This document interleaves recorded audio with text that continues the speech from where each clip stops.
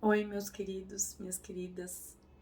Bom, é muito bom a gente conversar sobre esse tema. É um tema que eu estudo, trabalhando numa organização que cuida de pessoas com deficiência física.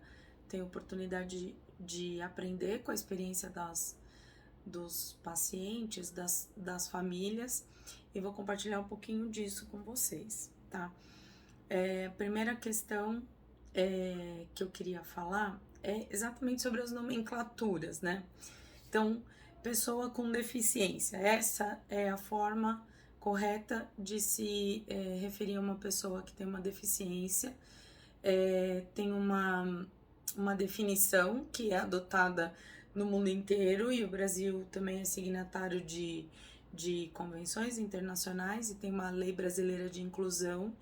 E a definição é: pessoa com deficiência é aquela pessoa que tem impedimentos de longo prazo, de natureza física, mental, intelectual ou sensorial, que em interação com diversas barreiras podem ter obstruído a sua participação plena e efetiva na sociedade em igualdade de condições com as demais pessoas.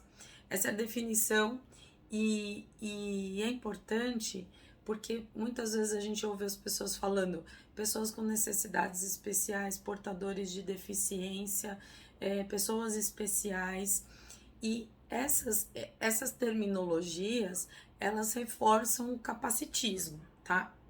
Eu vou falar sobre isso, mas a nomenclatura correta para lidar é pessoa com deficiência.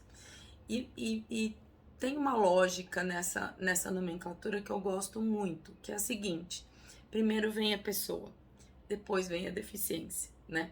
E é com a deficiência. E na própria definição que eu falei, o ponto-chave é que a deficiência está na interação com as barreiras, né?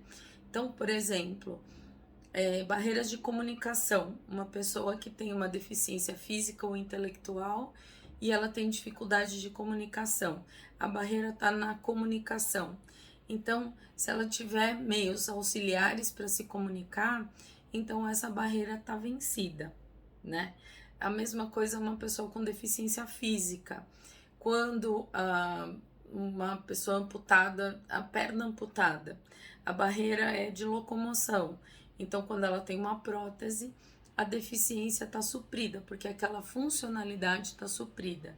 E por isso que é importante para prevenir ou não fortalecer o capacitismo, que a gente use o termo correto, que é pessoa com deficiência, tá?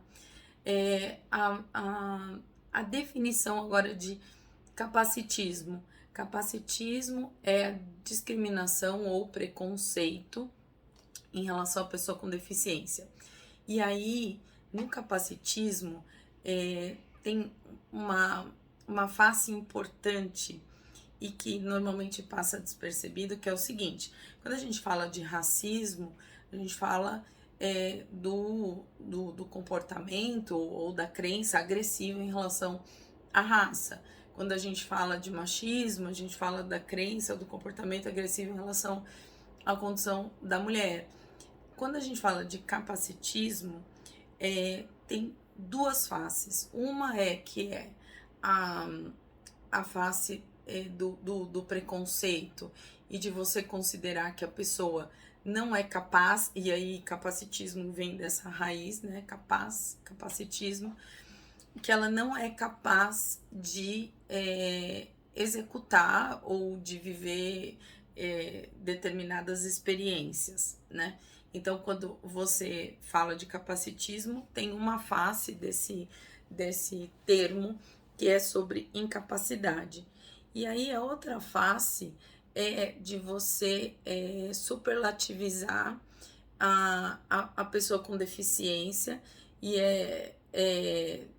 classificar como herói, por exemplo, né? E aí herói, guerreiro,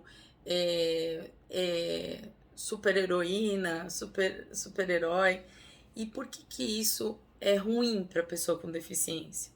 Porque muitas vezes as pessoas são classificadas como heróis ou como heroínas ou como guerreiras para exercer direitos fundamentais, por exemplo, de estudar, o de trabalhar, o de ter lazer, né?